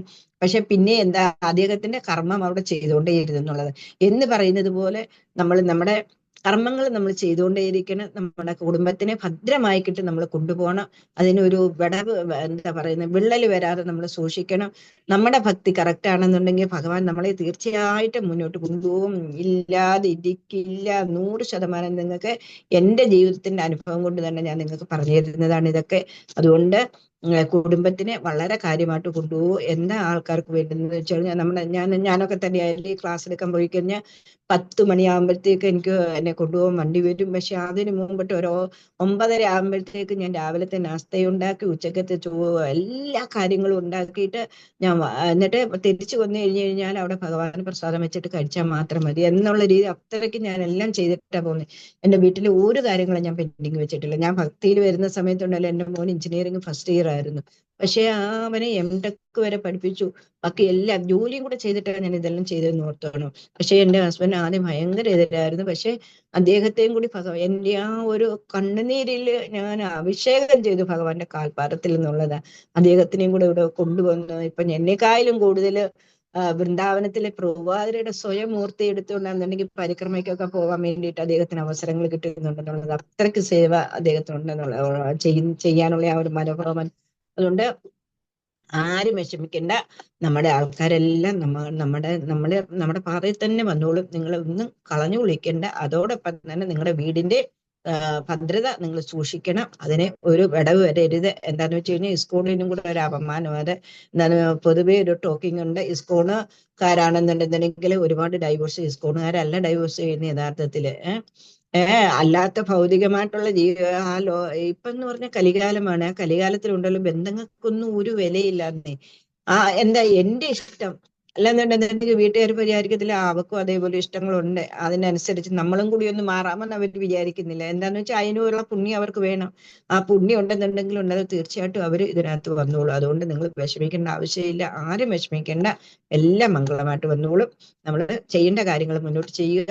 അതേപോലെ ജ്ഞാനമാർഗത്തിൽ കൂടി നമ്മളെ ജ്ഞാനം നേടാൻ ശ്രമിക്കണം.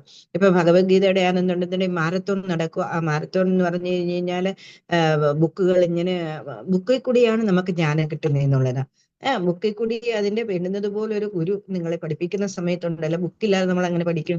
അതേപോലെ ആ ഒരു പേജ് നമ്മളൊന്ന് വായിച്ചു കഴിഞ്ഞാൽ പോലും ആണെന്നുണ്ടെന്നുണ്ടെങ്കിൽ ഉണ്ടല്ലോ അത്രയും നമുക്ക് ഇതായിട്ട് കിട്ടും എന്നുള്ളത്. അതുകൊണ്ട് ബുക്കിന് മാരത്തോൺ നടക്കുക. എല്ലാ ആൾക്കാരും ഭഗവത്ഗീത ഇല്ലാത്ത ആൾക്കാരെല്ലാം ഓരോ ബുക്കുകൾ നിങ്ങൾ വാങ്ങിച്ചു വെക്കുക. എന്നിട്ടാണെന്നുണ്ടെന്നുണ്ടെങ്കിൽ അതിനകത്ത് ബാലാമണിയമ്മയുടെ ട്രാൻസ്ലേഷനാണ് കൊടുത്തിരിക്കുന്നത്. എത്ര രസമായിട്ടാണെന്നറിയാമോ. അതുകൊണ്ട് അങ്ങനെയൊക്കെയുള്ള കാര്യങ്ങൾ നിങ്ങൾ ചെയ്യുക. നല്ല നന്മകളിൽ കൂടി നമ്മൾ മുന്നോട്ട് പോയി കഴിഞ്ഞാൽ നമ്മുടെ മനസ്സിൽ എന്താ ആഗ്രഹമാണെന്ന് വെച്ച് കഴിഞ്ഞാൽ അത് തീർച്ചയായിട്ടും നമുക്ക് സാധിച്ചു കിട്ടും. ഇവിടെ ദശനാണെന്നുണ്ടെന്നുണ്ടെങ്കിൽ അതേപോലെയുള്ള ഒരു കഥാപാത്രമാ. അദ്ദേഹം ഒരിക്കലും പിന്നോട്ട് മാറിയില്ല. അദ്ദേഹം പ്രജാസൃഷ്ടിക്ക് വേണ്ടിയിട്ടാണെന്നുണ്ടെങ്കിൽ പിന്നെ 60 പുത്രിമാരെ ഉത്പാദിപ്പിച്ചു. അതിനനുസരിച്ച് പിന്നെ പ്രജാസൃഷ്ടി ചെയ്തു എന്നുള്ളതാണ്. അതുകൊണ്ട് നമ്മൾ ഒരിക്കലും പിന്നോട്ട് മാറരുത്. ഒരു കാര്യങ്ങളിലും പിന്നോട്ട് മാറണ്ട. ഭക്തി നിങ്ങൾ മുന്നോട്ട് അതേപോലെ കൊണ്ടുപോയിക്കോളൂ. ഓക്കെ, ഹരേ കൃഷ്ണ. പാക്ഷൂരസേന വിഷയേ കില ചിത്രഹേതോ പുത്രാഗൃഹീ നിർവിരംഗരസ പ്രഭവ ദത്തൈക പുത്രമതത്ര ഹതേ സവഗ്നീ സങ്കേരമോ ഹൃദാവശാതവ മായയാസോ പ്രാക്ഷൂരസേന വിഷയേ കില ചിത്രഹേതോ പുത്രാഗൃഹീ നിർവിതിരെ അംഗിരസ്യ പ്രഭവ ലപ്തൈക പുത്രമതത്ര ഹതേ സവഗ്നീ സങ്കേരമോ ഹൃദാ വശാതവ മായയാസോ പ്രാക്ഷൂരസേന വിഷയേ കില ചിത്രഹേതോ പുത്രാഗൃഹീ നിർവിതിരംഗരസ്യ പ്രഭാവാത് ലപ്തൈക പുത്രമതത്ര ഹതേ സവഗ്നീ സങ്കേരമോ ഹൃദവശാതവ മായയാസോ പ്രാക്ഷൂരസേന വിഷയേ കില ചിത്രഹേതോ പുത്രാഗ്രഹീ നൃപതിരംഗിരസ്യ പ്രഭാവാത് ലപ്തൈക പുത്രമതത്ര ഹതേ സവഗ്നീ സങ്കേരമോ ഹൃദവശ തവ മായയാസു തവ മായയാസു. ഇതിനൊരു കഥയുണ്ട്, ഞാൻ പറയാം. വായിച്ചോളൂ ഇപ്പം. ഹരേ വായിക്കൂ. കൃഷ്ണ. ഹരേ ഹരേ കൃഷ്ണ വായിച്ചോളൂ. പ്രാക്സൂരസേന വിഷയേ കില ചിത്രകേതു പുത്രാഗ്രഹീ നൃപതി അങ്കിരസ പ്രഭാവത് ലബ്കൈകപുത്രമദ തത്ര ഹതേ സ്വപഗ്നി സങ്കൈര്യമുകൃതവശസ്തവ മായയാസൗ. ഹരി ബോൾ. ഹരേ കൃഷ്ണ. Very good. വായിക്കൂ.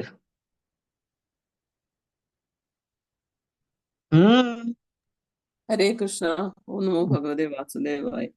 പ്രാക് ശൂരസേന വിഷയേ കില ചിത്രകേതു പുത്രാഗ്രഹീ നൃപതിരംഗ അങ്കരിസ പ്രഭാവാദ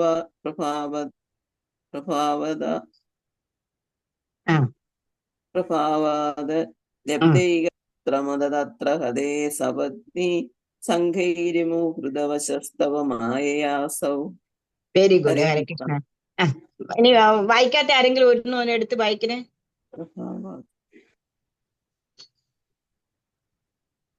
ഹരേ കൃഷ്ണ. മൈക്ക് ഓൺ ചെയ്യൂ. വായിരേ. ഹരേ കൃഷ്ണ. ഉം. പ്രാക്ശൂരസേന വിഷയേ കില ചിത്രകേതു പുത്രാഗ്രഹി നൃപതി ലിംഗിരസ നൃപതിര് അങ്കിരസ. നൃപതിര് അങ്കിരസ. അതൊരു മുനിയുടെ പേരാണ് കേട്ടോ, അങ്കിരസ എന്ന്.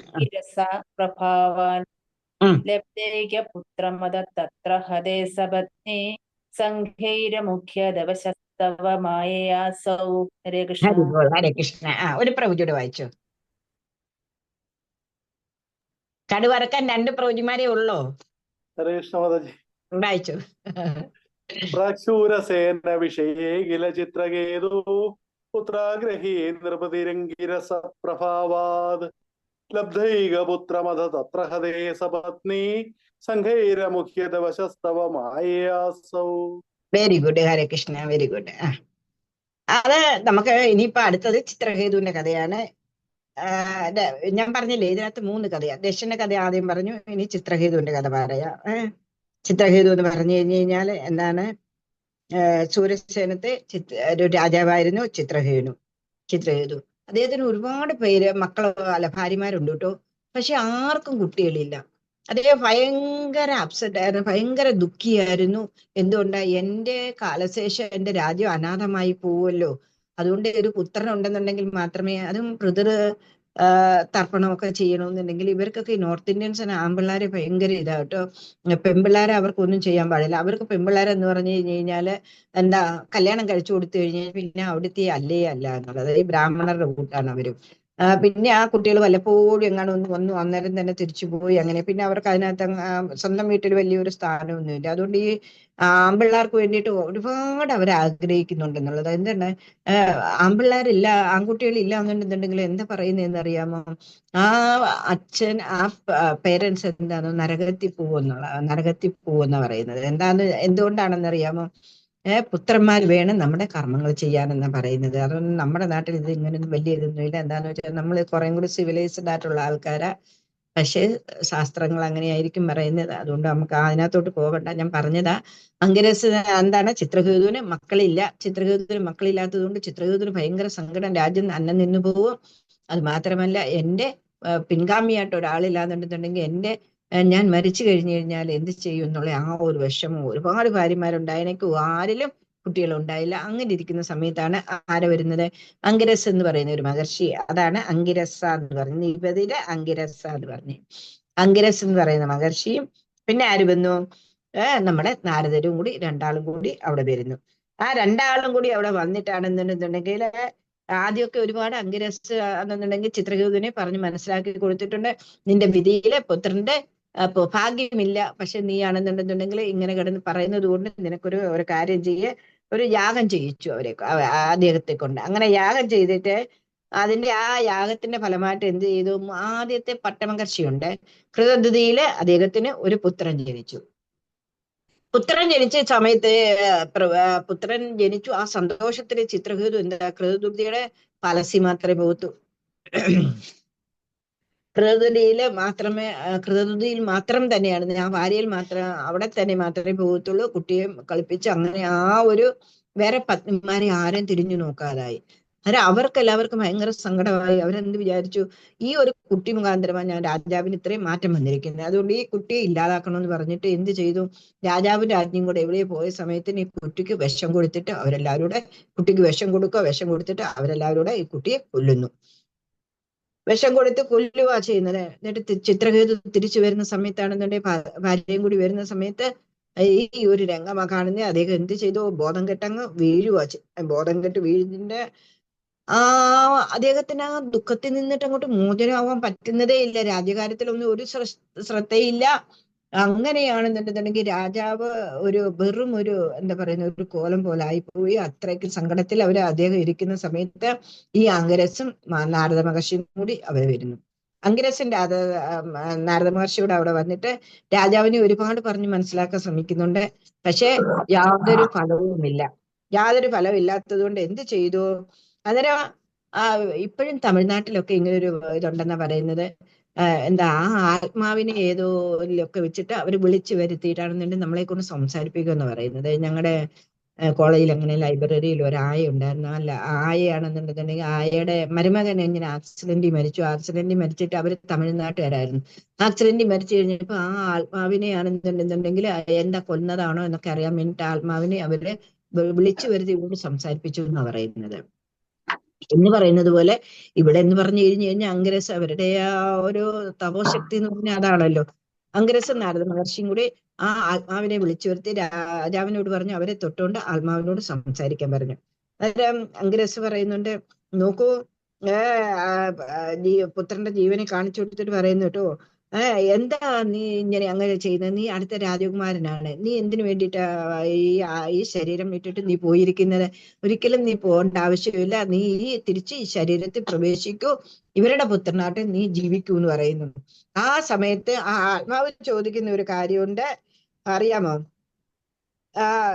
ജീവാത്മാവേ, അംഗരസ് പറയുന്നതാ, ജീവാത്മാവേ എന്താ ചെയ്യേണ്ടത്, നീ ശരീരത്തിൽ തന്നെ വസിച്ചിട്ട് ദുഃഖിതന്മാരായിട്ടുള്ള അച്ഛനമ്മമാരെ നിങ്ങൾ സന്തോഷിപ്പിക്കൂ എന്ന് പറയുന്നു. അന്നേരം ആ ജീവാത്മാവ് എന്താ ചോദിക്കുന്നത് അറിയോ, ആരുടെ പുത്രൻ, ഏതമ്മ, ഏതച്ഛൻ, ഞാൻ എത്രയോ ജന്മം എടുത്തിരിക്കുന്നു, ആ ജന്മത്തിലെ എല്ലാ അച്ഛനും അമ്മമാരും എല്ലാം ദുഃഖിതരാണ്, പക്ഷേ ഇവര് മാത്രമല്ല ദുഃഖം. ഞാൻ അന്നേരം ഏത് അച്ഛന്റെ അമ്മയുടെ അടുത്താണ് പോകേണ്ടത്? യഥാർത്ഥത്തിൽ എൻ്റെ അച്ഛന്റെ അമ്മയുടെ അടുത്താണ് ഞാൻ പോയിരിക്കുന്നത്. ഏതാണ് ഒരു ജീവാത്മാവ് നമ്മൾ എവിടെ നിന്ന് വരുന്നുണ്ടോ അവിടേക്കാണ് നമ്മൾ തിരിച്ചു പോകേണ്ടത്. അതാണ് ഞാൻ ചെയ്തിരിക്കുന്നത്. എൻ്റെ അച്ഛൻ്റെ അമ്മയുടെയും വൈകുണ്ഠത്തിൽ തന്നെയാണ് ഞാൻ തിരിച്ചു പോയിരിക്കുന്നത്.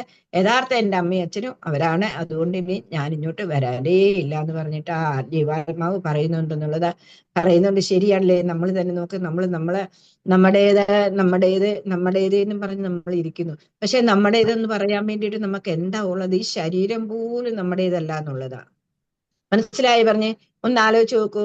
നമ്മുടെ അമ്മ അച്ഛന്, അത് കഴിഞ്ഞിട്ട് അവരുടെ അമ്മ അച്ഛന് അങ്ങനെ പിന്നിലോട്ട് പോയി കഴിഞ്ഞു കഴിഞ്ഞാൽ നമ്മള് കണ്ടു. 4-ാമത്തെ ദശകത്തിലൊക്കെ നമ്മൾ കണ്ടു എന്നുള്ളതാ. എന്താ, വിശ്വസൃഷ്ടിയെ പറ്റി നമ്മൾ വളരെ വ്യക്തമായിട്ട് പഠിച്ചു എന്നുള്ളതാ. ആദ്യം ബ്രഹ്മാവിൽ നിന്നാണ് ബ്രഹ്മാവിനെയാണ് സൃഷ്ടിച്ചത്. സൃഷ്ടിയിൽ നിന്നിട്ടാണ് ബ്രഹ്മാവാണ് പിന്നെ സൃഷ്ടി തുടങ്ങിയിരിക്കുന്നത്. അന്നേരം നമ്മൾ അങ്ങനെ പോയി ആത്മാവ് എവിടെയാണ്? പരമാത്മാവിന്റെ സന്ധ്യയിൽ നിന്നാണ് നമ്മൾ വന്നത്. അതുകൊണ്ട് എന്താ നമ്മൾ ചെയ്യുന്നത്? നമുക്ക് തിരിച്ച് പരമാത്മാവിന്റെ സന്ധ്യയിൽ തന്നെ തിരിച്ചു പോകണം. മൈക്ക് ഓഫ് ചെയ്യുവാണ്. അപ്പൊ 5:30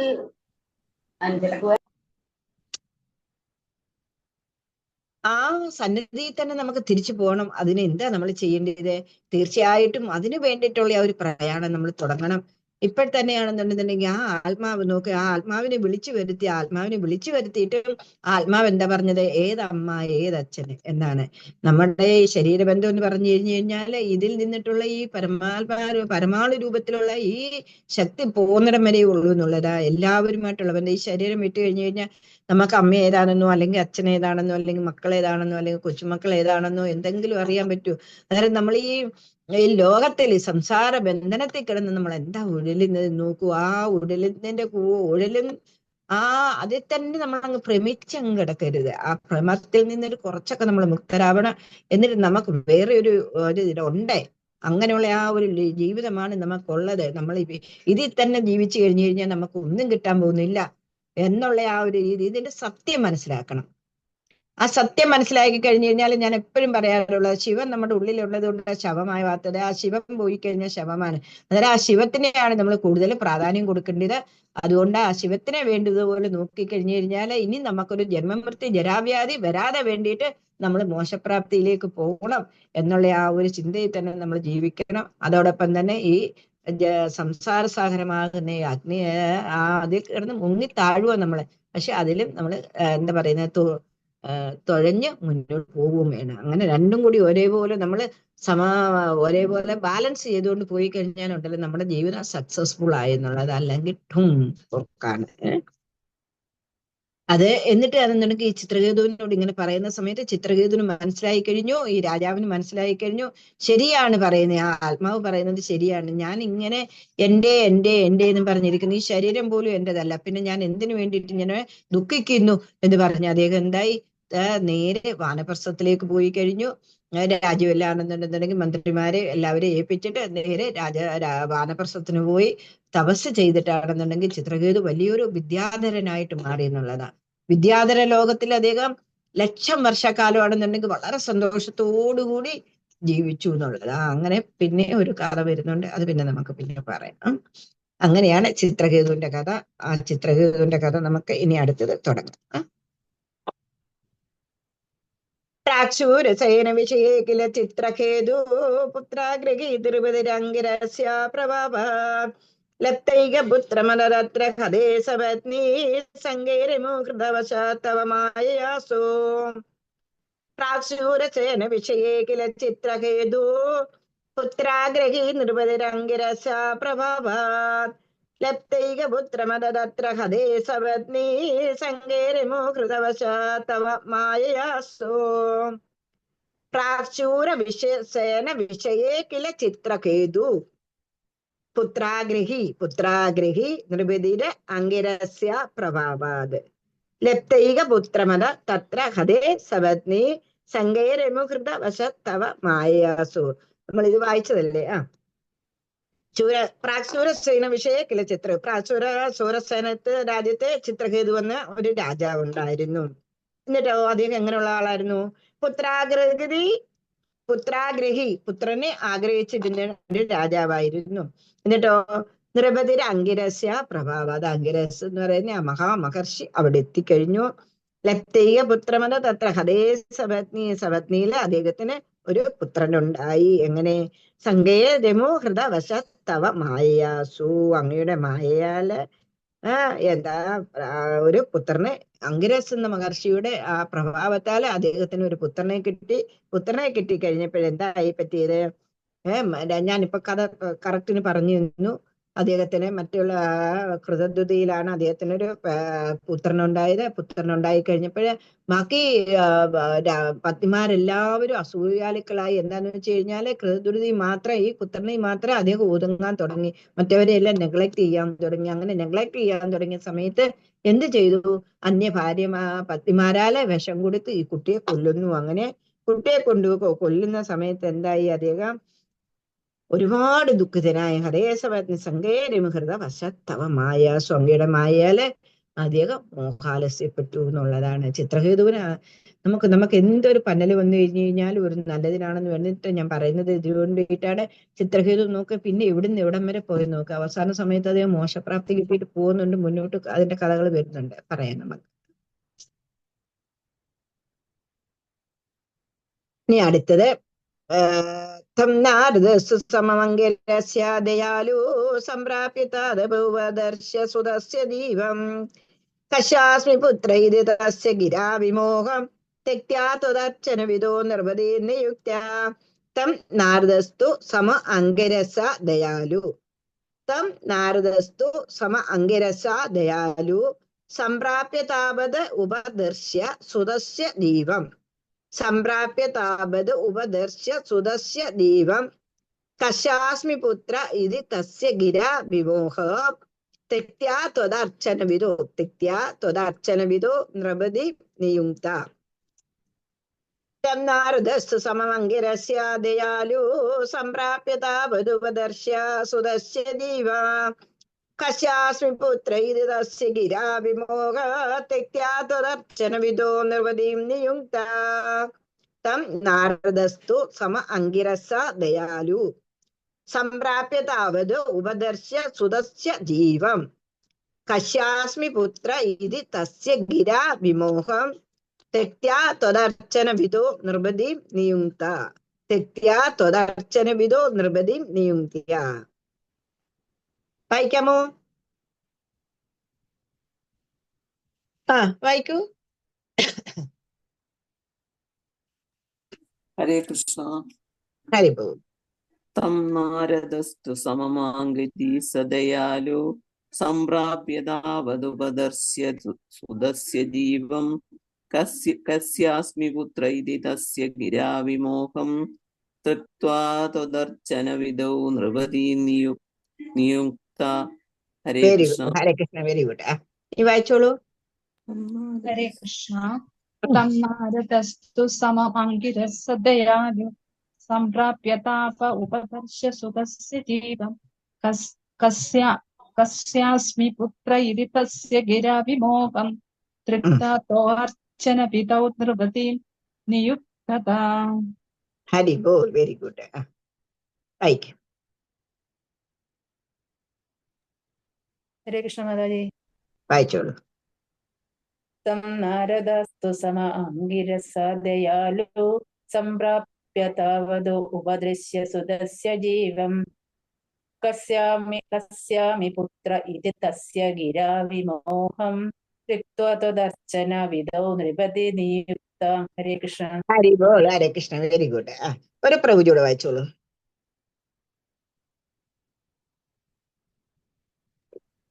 ഹരേ കൃഷ്ണ. തം നാരദസ്തു സമമാംഗിരസ ദയാലു സംപ്രാപ്യ താവതുപദർശ്യ സുതസ്യ ജീവം കസ്യാസ്മി പുത്ര ഇതി തസ്യ ഗിരാ വിമോഹം ത്വക്താ ത്വദർച്ചന വിദോ നൃപതിം നിയുക്ത. ഹരേ വെരി കൃഷ്ണ. ഗുഡ്. ഹരേ കൃഷ്ണ. നോക്കെ വായിക്കാത്ത ഒരാളോട് ഇത് വായിച്ചേ.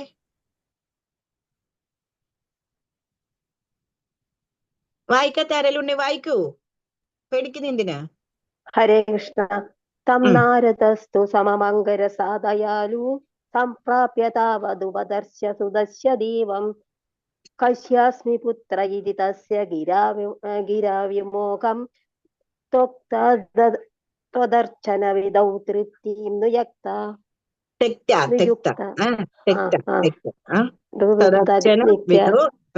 നിയുക്ത. Very good. Hare Krishna. Very good. Hare Krishna.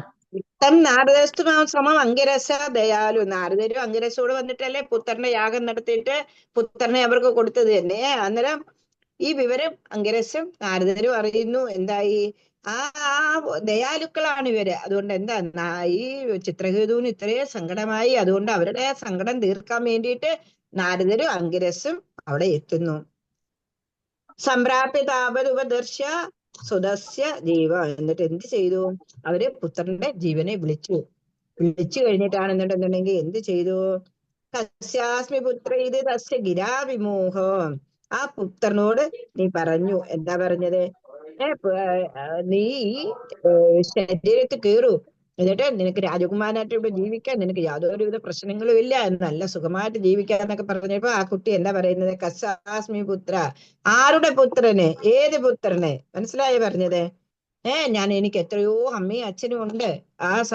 എന്റെ യഥാർത്ഥ അമ്മയും അച്ഛനും ആരാണെന്ന് വെച്ച് കഴിഞ്ഞാൽ അവരുടെ അടുത്താണ് ഞാൻ പോയി. കസ്യാസ്മി പുത്ര. ആരുടെ പുത്രന്?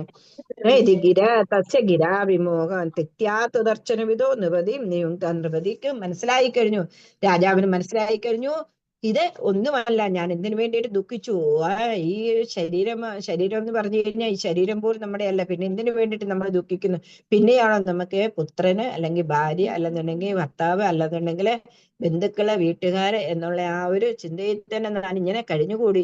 എന്തൊരു കഷ്ടമായി പോയി, എന്റെ ജീവിതം വെറുതെ ഞാൻ നശിപ്പിച്ചു. 5 വയസ്സുള്ള പ്രഹ്ലാദൻ തന്നെ പറഞ്ഞത് കൗമാരെ ആചരേ ഭക്തി എന്നാ പറഞ്ഞത്. കൗമാരത്തിൽ തന്നെ തുടങ്ങണം.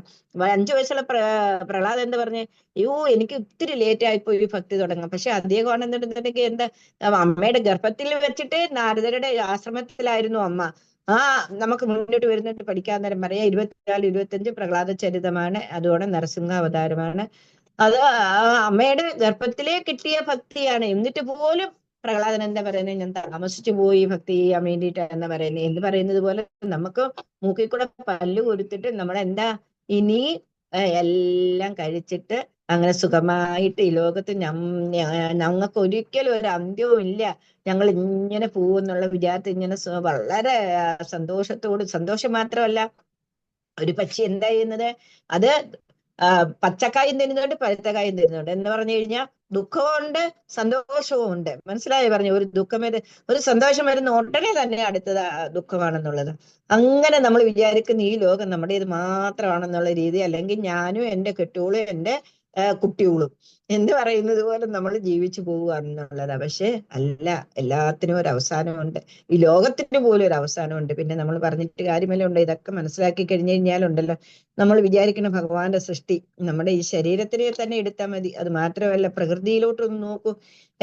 ഏതെല്ലാം തരത്തിലുള്ള മരങ്ങളാണുള്ളത് അല്ലെ.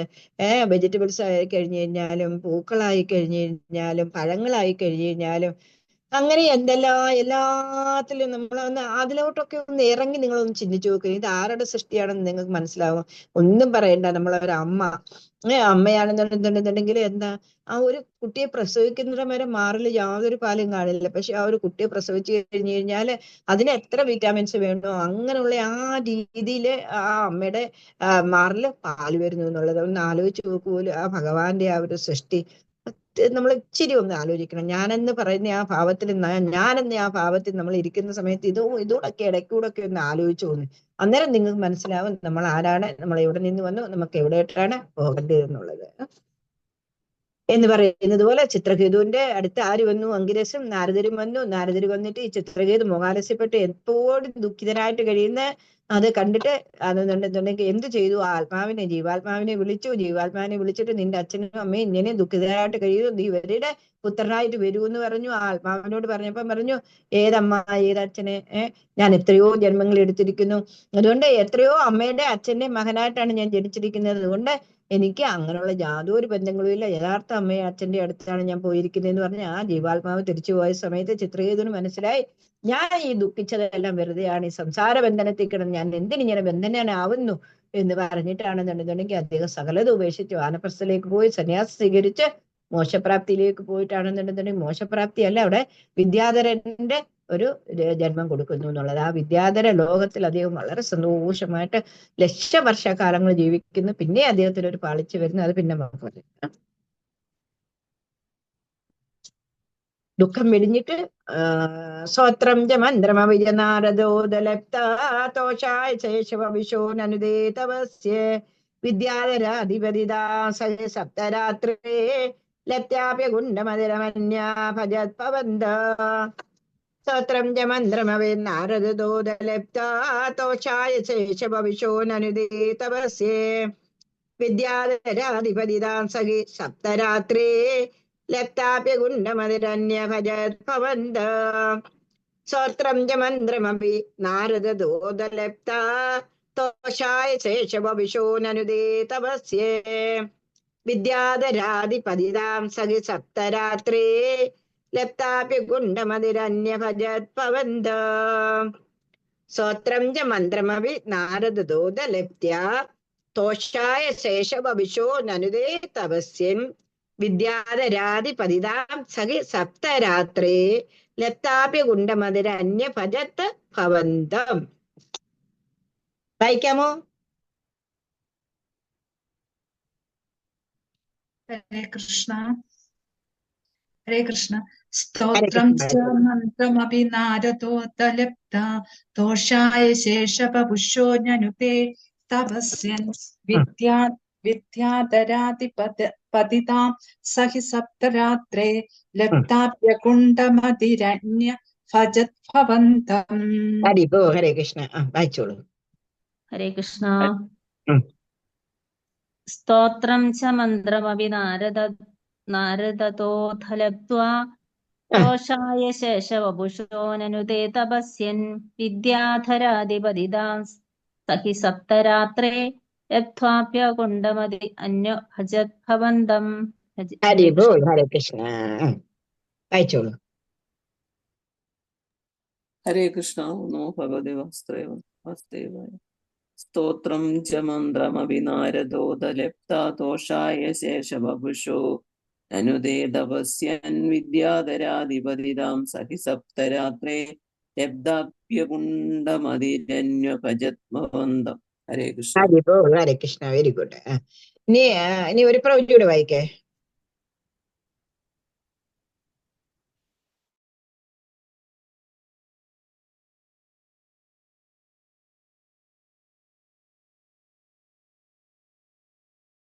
തോഷായ ശേഷവപുഷോ നരുതേ തപസ്യം വിദ്യാധരാധിപതിതാം സഹി സപ്തരാത്രേ കുണ്ഠമധുരന്വഭജത്ഭവന്തം. ഹരി ബോൾ. ഹരേ കൃഷ്ണ. ഞാൻ പറഞ്ഞു ചിത്രകേതുവാണെന്നുണ്ടെന്നുണ്ടെങ്കിൽ എന്തിനു വേണ്ടിയിട്ടാ പോയിരിക്കുന്നത്? തപസ്സിന് പോയി. അന്നേരം അവിടെ ആരാ വന്നിരിക്കുന്നത് നോക്ക്. സ്വത്രം ച മന്ത്രമവി നാരദോദ ലപ്ത. നാരദർ അവിടെയും വന്നു. നാരദർ നേരത്തെ ഇതേപോലെ തന്നെ ഗുരുവായിട്ടാ വരുന്നത്. മനസ്സിലായി പറഞ്ഞേ. ധ്രുവനെ, പ്രഹ്ലാദനെ, അങ്ങനെ ഒരുപാട് പേര് നാരദരാണെന്നുണ്ടെങ്കിൽ ഏറ്റവും മോശപ്രാപ്തിയിലോട്ടുള്ള മാർഗം കാണിച്ചു കൊടുത്തിട്ടുണ്ട്. ഇവിടെ അതേപോലെ ആരതാ വന്നിരിക്കുന്നത്? സ്വത്രം ച മന്ത്രമവി നാരദോദ ലപ്ത. നാരദരാണെന്നുണ്ടെങ്കിൽ നാരദരിൽ നിന്നിട്ട് മന്ത്രം കിട്ടി. ആർക്ക് കിട്ടി? ചിത്രകേതുവിന്. തോഷായ ശേഷഭവിഷോ നനുദേ തപസ്യം. ആദിശേഷമൂർത്തിയായ ഇന്ദ്രവേടിയുടെ ഭഗവാന്റെ സന്തോഷത്തിന് വേണ്ടി മാത്രം. ചിത്രകേതുവിന് ഒരാഗ്രഹവും ഇല്ല, ഭഗവാന്റെ സന്തോഷമാണ്. അതുകൊണ്ടാണ് രാധാറാണിക്ക് ഒരേ ഒരു ആഗ്രഹമേ ഉള്ളൂ. എപ്പോഴും എന്താ? ദാമോദര രതി വർത്തന വേശേ. ദാമോദരന്റെ രതി വർദ്ധിപ്പിക്കണം എന്ന് പറഞ്ഞാൽ ദാമോദരന്റെ സന്തോഷം വർദ്ധിപ്പിക്കണം എന്ന് പറയുന്നത്. ചിത്രകേതുവിന് മന്ത്രം കൊടുത്തു. പക്ഷെ മന്ത്രത്തില് ചിത്രകേതു എന്തിനു വേണ്ടിയിട്ടാണ്? ഭഗവാന്റെ സന്തോഷത്തിന് വേണ്ടി മാത്രം തപസ് ചെയ്തു. മനസ്സിലായി പറഞ്ഞേ. അതുകൊണ്ട് എന്തായി? സപ്തരാത്രേ വിദ്യാധരാധിപതിതാ സഹി സപ്തരാത്രി. 7 ദിവസം കൊണ്ട് വിദ്യാധിരാധന് എന്നുള്ള ആ ഒരു പദവി കിട്ടി. അതിന്റെ ചക്രവർത്തിയായി, വിദ്യാധരന്മാരുടെ ചക്രവർത്തിയായിട്ടുള്ള പദവി കിട്ടി എന്നുള്ളതാണ്. പ്രത്യാപകുണ്ടം അതിന് അന്യഭജത്ഭവന്ത. ഇതുകൊണ്ടൊന്നും ചിത്രകേതുവിന് സന്തോഷമായില്ല. വിദ്യാധര പദവി എന്ന് പറഞ്ഞാൽ എന്തൊരു വലിയൊരു പദവിയാ. പക്ഷെ ഒന്നുകൊണ്ട് സന്തോഷമായില്ല. പിന്നെയും ഭഗവാന്റെ സന്തോഷത്തിന് വേണ്ടിയിട്ട് ഇങ്ങനെ തപസ് ചെയ്ത് ഇങ്ങനെ ജീവിതം മുന്നോട്ട് കൊണ്ടുപോകുന്നു എന്നുള്ളതാണ്. മനസ്സിലായി പറഞ്ഞത്? നാരദ മഹർഷി ഏത് മന്ത്രം കൊടുത്തതെന്ന് അറിയാമോ? ഓ നമസ്തുഭ്യം ഭഗവതേ വാസുദേവായ ധീമഹി പ്രത്യുജ്ഞായ അനിരുദ്ധായ നമഃ സംകർഷണായ ച. ഓം നമോ ഭഗവതേ മഹാപുരുഷായ മഹാനുഭാവായ മഹാവിഭൂതിപതയേ സകല സാധ്യതാ പരിവിട നികരാകരമല കുൺമോളമലാളിരാചരണാരവിന്ദയുഗള പരമേഷ്ടിൻ നമസ്തേ എന്നുള്ള മന്ത്രമാ കൊടുത്തിരിക്കുന്നത്. ആ മന്ത്രം കൊണ്ട് 7 ദിവസം കൊണ്ട് വിദ്യാധര ചക്രവർത്തിയുടെ സ്ഥാനം കിട്ടി. എന്നിട്ടും ഭഗവാനെ അതുകൊണ്ട് തൃപ്തിയാവാഞ്ഞിട്ട് എന്ത് ചെയ്തു? സ്ഥാനത്തിന് വേണ്ടിയിട്ടല്ല, ഭഗവാന്റെ സന്തോഷത്തിന് വേണ്ടിയിട്ടാണ് ചിത്രകേതു തപസ് ചെയ്യുന്നത്. പിന്നെ ഉത്സാഹപൂർവ്വം അദ്ദേഹം തപസ് ചെയ്തു എന്നുള്ളതാണ്. അവസാനം ഭഗവാൻ തന്നെ എന്ത് ചെയ്തു? ആദിശേഷ രൂപത്തില് പ്രത്യക്ഷപ്പെട്ടിട്ട് ചിത്രകേതുവിനെ അനുഗ്രഹിക്കുക ചെയ്യുന്നത്. ഭഗവാനെ 7 ദിവസം കൊണ്ടൊന്ന് ആലോചിച്ചു പോലും. അങ്ങനെയാണ്. നിമിഷം മാത്രത്തിലാണെന്നുണ്ടെങ്കിൽ ഒരു നിമിഷം കൊണ്ട് ആർക്കാ കിട്ടിയത്? കട്ടാങ്കന് മോശം കിട്ടിയില്ലേ എന്ന് പറയുന്നത് പോലെ ആ ഭഗവാന്റെ ആ ഒരു പ്രാർത്ഥനയിൽ നമ്മൾ ജീവിച്ചു കഴിഞ്ഞു കഴിഞ്ഞാൽ ഉണ്ടല്ലോ, എല്ലാ കാര്യത്തിനും ഭഗവാൻ നമ്മുടെ കൂടെ നിൽക്കും. യാതൊരുവിധ സംശയവും അതിന് വേണ്ട. അത് അങ്ങനെ നമ്മൾ എല്ലാം നമ്മൾ എന്ത് ആഗ്രഹിക്കുന്നുണ്ടോ ഭഗവാൻ തീർച്ചയായിട്ടും നമുക്ക് തരും. പക്ഷെ കുറച്ച് പരീക്ഷണമുണ്ട് കേട്ടോ. എന്തുകൊണ്ടാണെന്നറിയാമോ? കൃഷ്ണഭക്തിയിലേക്ക് വന്നു കഴിഞ്ഞാലുണ്ടല്ലോ ഭഗവാൻ നമ്മളെ ആണെന്നുണ്ടെങ്കിൽ നമ്മൾ ആഗ്രഹിച്ച ചെറിയ ചെറിയ ഈ ലോകത്തിലെ സന്തോഷമല്ല നമുക്ക് തരുന്നത്, പരമാനന്ദമാണ് തരുന്നത്. മനസ്സിലായി പറഞ്ഞത്? എന്ന് പറഞ്ഞു കഴിഞ്ഞാൽ ഭഗവാന്റെ ധാമിൽ നമുക്ക് പോകാനുള്ള അനുഗ്രഹമാണ് തരുന്നത്. അതുകൊണ്ട് ഈ ജന്മത്തിൽ നമുക്ക് അഥവാ പോകാൻ പറ്റിയില്ല എന്നുണ്ടെങ്കിൽ പോലും വിഷമിക്കേണ്ട ആവശ്യമില്ല. നമ്മളെ എന്താ ചെയ്യുന്നത്? അതേപോലുള്ള കുടുംബത്തിൽ നമ്മളെ ജനിപ്പിച്ചിട്ടാണെന്നുണ്ടെങ്കിൽ ഭക്തി മൊത്തം ചെയ്ത് അതിനകത്ത് ഒരു കളങ്കവും പോലും ഇല്ലാതെ പുണ്യഭാവങ്ങളും നമ്മളിൽ ഇല്ലാതെ വരുന്ന സമയത്ത് നമുക്ക് മോശപ്രാപ്തിയിലേക്ക് പോവാം. അതുകൊണ്ട് ശ്രീമത് കുടുംബങ്ങളിൽ നമ്മളെ ജനിപ്പിക്കും. അല്ലാന്നുണ്ടെങ്കിൽ നിങ്ങൾ ഈ സംസാര ദുഃഖത്തിൽ കിടന്ന് ഉഴന്നിട്ടാണെന്നുണ്ടെങ്കിൽ ഞാൻ പറഞ്ഞല്ലോ, ഞാനും എന്റെ കുട്ടിയോളും എന്റെ കെട്ടിയോളും എന്ന് പറഞ്ഞിരുന്നു കഴിഞ്ഞാൽ എന്താ പറ്റുന്നതെന്ന് അറിയാമോ? നിങ്ങൾക്ക് ഇനി ജനിക്കേണ്ടി വരുന്ന പുനർജന്മം ഇല്ലെന്നൊന്നും പറയേണ്ട യാതൊരു ആവശ്യമില്ല. പുനർജന്മം ഉണ്ടെന്നുള്ളത് സയൻസ് പോലും പ്രൂവ് ചെയ്തിരിക്കുന്ന കാര്യമാണ്. അതുകൊണ്ട് എന്താ അട്ടയാട്ടോ പൂച്ചയാട്ടോ പട്ടിയാട്ടോ ഒന്നും ജനിക്കണ്ടാന്നുണ്ടെന്നുണ്ടെങ്കിൽ നിങ്ങൾ എന്ത് ചെയ്യുക? ഭക്തിമാർഗത്തിലേക്ക് മുന്നോട്ട് പോവുക. അതിനു വേണ്ടിയിട്ടുള്ള എല്ലാ കാര്യങ്ങളും സത്സംഗങ്ങളാണ്. ഭാഗവതത്തിൽ 100 എവിടെ എല്ലായിടും പറഞ്ഞിട്ടുണ്ടെന്നുള്ളതാണ്. സത്സംഗങ്ങളാണ് മെയിനായിട്ടുള്ളത്. എന്നിട്ട് ആ സത്സംഗങ്ങളിൽ കൂടെ നിങ്ങൾക്ക് ജ്ഞാനം കിട്ടും.